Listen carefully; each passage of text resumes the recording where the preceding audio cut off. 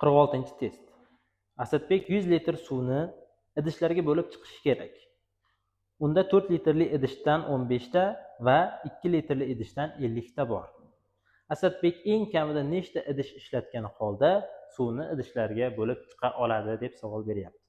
Xo'p, bizga idishlar kam miqdorda ishlatish uchun kattaroq idishlarni birinchi to'ldirib olamiz.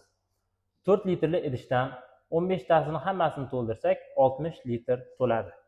100 litrdan 60 litri to'lsa 40 litr bo'sh joy qolar ekan. 40 litr suvni 2 litrli idishlarga bo'lib chiqsak 20 ta idish kerak bo'ladi. Va 4 litrli idishdan 15 ta, 2 litrli idishdan 20 ta ishlatganimiz hisobiga jami 35 ta idish ishlatdik. To'g'ri javob C. Ikkinchi savol. Aprel oyida necha soat bor? Aprel oyida 30 kun borligini hisobga olib va bir kun 24 soatdan iboratligini bilgan holda 30 ni 24 ga ko'paytirsak 720 soat chiqar ekan. To'g'ri javob B. Uchinchi savol. Buzuq soat har soatda 3 daqiqa oldinlab ketadi. 9:00 da soat to'g'rilandi. 18:00 da shu buzuq soat nechani ko'rsatadi? Birinchi 18:00 gacha 9:00 dan necha soat borligini topamiz. 18:00 dan 9 soatni ayirsak, soat 9 soat. 9 soatda har soatda 3 daqiqadan kechiksa, soat 27 daqiqa kechikar ekan. Ana endi 18:00 ga 27 daqiqani qo'shsak, 18:27. To'g'ri javob A. To'rtinchi savol. X qo'shilgan 17 taqsim x plus 5. Kasr natural son bo'ladigan x ning nechta natural qiymati bor? X plus 17 ni x plus 15 plus 12 taqsim x plus 5 deb yozib olamiz. X plus 5 taqsim x plus 5 plus 12 taqsim x plus 5 qilib ikkita kasrga ajratib olamiz. 1 plus 12 taqsim x plus 5. Demak, 12 taqsim x plus 5 da nechta natural son chiqishini topamiz. X ning 12 bo'luvchilarini qidiramiz. 12 ning bo'luvchilari 1, 2, 3, 4, 6, 12. Bizga keraklari x plus 5, ya'ni 5 dan katta yechimlari kerak. Demak, 6 bilan 12 ga qaraymiz. X plus 5 6 bo'ladigan qiymati 1 da va x plus 5 12 bo'ladigan qiymati 7 da. Demak, 2 ta ekan. To'g'ri javob B javob. 5-savol. Aziz va Rustam aylana shaklidagi yugurish yo'lagida yugurish bo'yicha musobaqa o'ynashmoqda. Musobaqada Aziz o'rtacha 6 metr taqsim sekund tezlik bilan yugurib, 1 minut 20 sekundda marraga yetib keldi. Rustam o'rtacha 5 metr taqsim sekund tezlikda yugurgan bo'lsa, u Azizdan qancha vaqtdan keyin marraga yetib kelgan? Demak, 1 minut 20 sekundni sekundlarga aylantirib olamiz. Jami 80 sekund.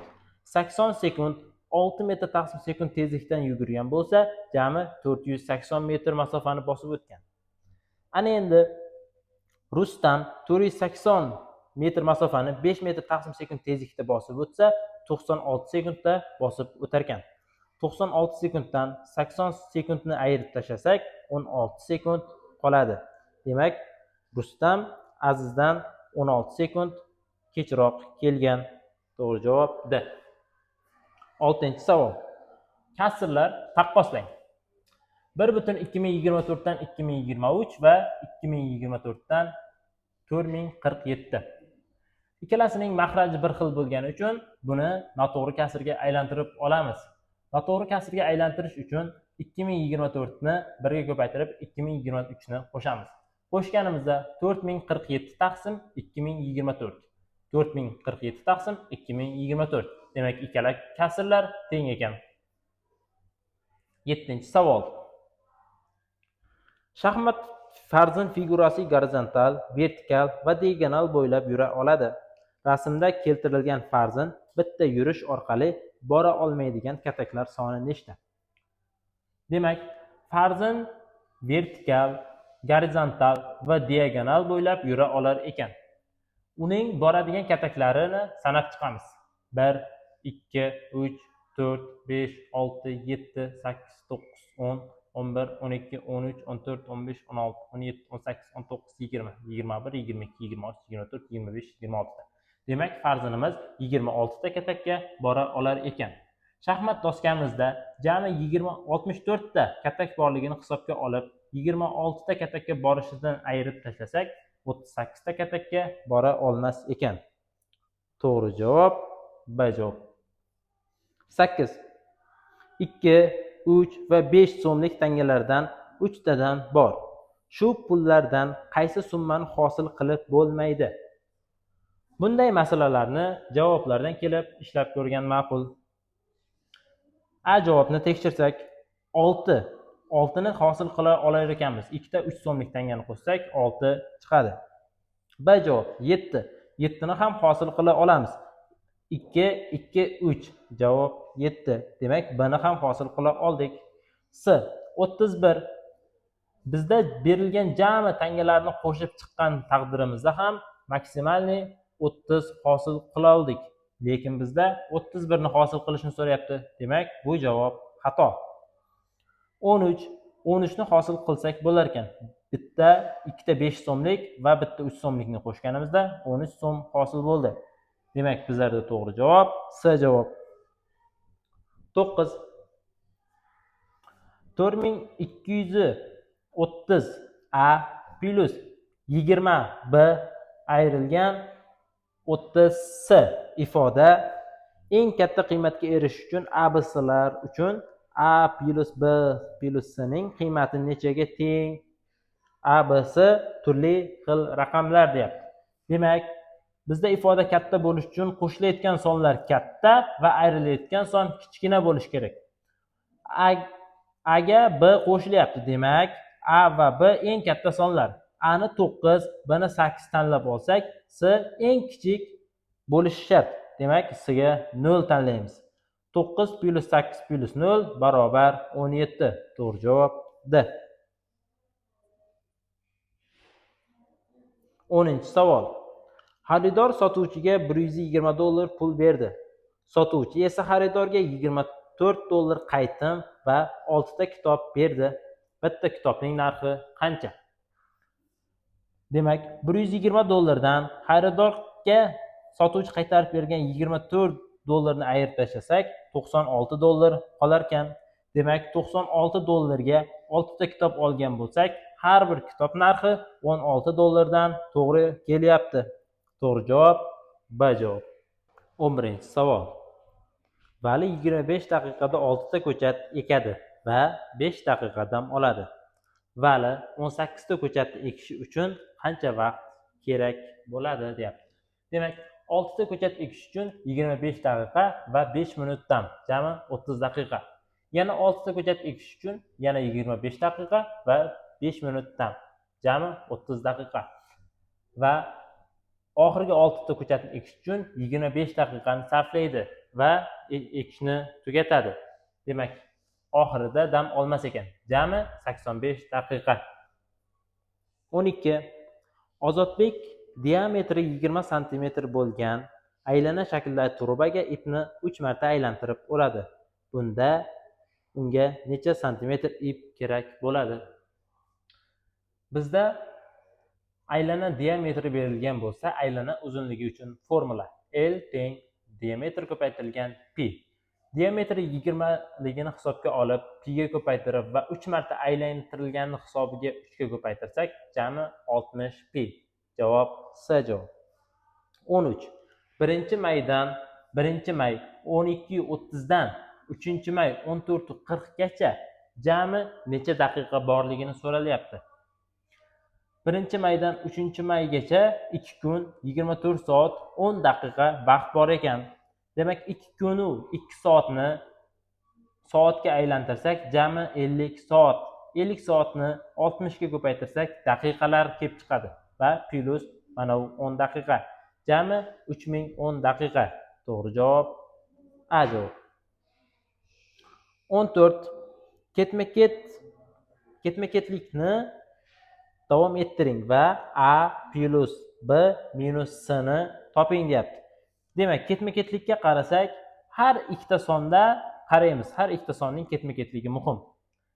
20, 19, 22, 18. Demak, birinchi sondan uchinchi son ikkitaga, uchinchi sondan beshinchi son yana ikkitaga ortib ketyapti. Ikkinchi sondan to'rtinchi son bittaga, to'rtinchi sondan oltinchi son ham bittaga kamayib boryapti. Demak, 17 dan keyin 24 dan ikkita katta son 26, keyin 17 dan bitta kam son 16, 26 dan ikkita ko'p son 28. Demak, ABClar qiymati 26, 16 va 28. 26 plus 16 ayrilgan 28 jami 14 ekan. 15-savol. Rasmdagi odam uyga yetib olishi uchun necha metr yo'l bosishi kerak? Demak, eni 120, bo'yi 70 metr ekan. Tepaga, o'ngga, tepaga, o'ngga, tepaga, o'ngga qarab yuryapti. Demak, tepaga yurganlari jami mana bu bo'yiga, o'ng tomonga yurganlari eniga teng va o'shani hisobiga 120 ga 70 ni qo'shib 190 hosil qilamiz. To'g'ri javob B javob. 16. Tadbirkor sumkalarni 4 tasini 640 so'mdan olib, har birini 180 so'mdan sotyapti. Sotuvchi nechta sumka sotsa 4000 so'm foyda qiladi. Demak, har bir sumkani qanchadan olayotganini topamiz. 640 ni 4 ga bo'lsak 160 so'mdan olayotgan ekan. Ana endi har bir sumkadan qancha foyda qilyapti? 180 dan 160 ni ayiramiz. Demak, bitta sumkadan 20 so'm foyda qilayotgan ekan. 4000 so'm foyda qilish uchun 20 so'mdan 200 ta kerak. Demak, 200 ta sumka olib sotish kerak. To'g'ri javob C. 17. 30 ta olma 5 ta bolaga teng taqsimlandi. Har bir bola olgan olmalar soni jami olmalar sonining qanday qismini tashkil qiladi? 30 ni 5 ga bo'lsak 6 ta. Demak, har bir bola 6 tadan olma olgan. 6 ni 30 ga bo'lsak 1 taqsim 5. Demak, 30 ning 6 qismi 5 dan 1 qismi degani ekan. 18. Ketma-ket kelgan natural sonlar yig'indisi 36 ga teng. Eng kichigini toping. Ketma-ket kelgan sonlar qoidasiga ko'ra, birinchi son x bo'lsa, ikkinchi son x plus 1. Uchinchi son esa x plus 2 ga teng. Shu uchalasining yig'indisi 36 ga teng ekan. Tenglamani ishlasak, x teng 11. Bizga shu eng kichigini so'radi. Demak, javob 11 ekan. 19-savol. Firdavsning 45 dollar puli bor edi. U pulining 3 dan 1 qismiga daftar sotib oldi. Qolgan puliga 5 ta ruchka sotib oldi. Bitta daftarning narxi bitta ruchkaning narxidan qanchaga qimmat? 45 ni 3 ga bo'lib 1 ga ko'paytiramiz. Jami 15 dollar. Demak, 15 dollarga daftar sotib olgan. 45 dan 15 ni ayirsak 30. Demak, qolgan puli 30 dollar. 30 dollarga 5 ta ruchka sotib olsa, har bir ruchka narxi 6 dollardan. Daftar narxi 15 dollar, ruchka narxi 6 dollar. Ikkalasining farqi 9 dollar. To'g'ri javob D. 20-savol. Tenglama 2 ko'paytirilgan 1 plus x plus 2 ko'paytirilgan 1 minus x barobar 5. Qavslarni ochib chiqsak 2 plus 2x plus 2 minus 2x barobar 5. 2 plus x, 2 minus x. Demak, bu ikkalasi qisqarib ketdi. 2 ga 2 ni qo'shsak 4. O'rtada tenglik va 5. 4 teng 5. Bu xato narsa. Demak, tenglamaning yechimi yo'q. To'g'ri javob D javob.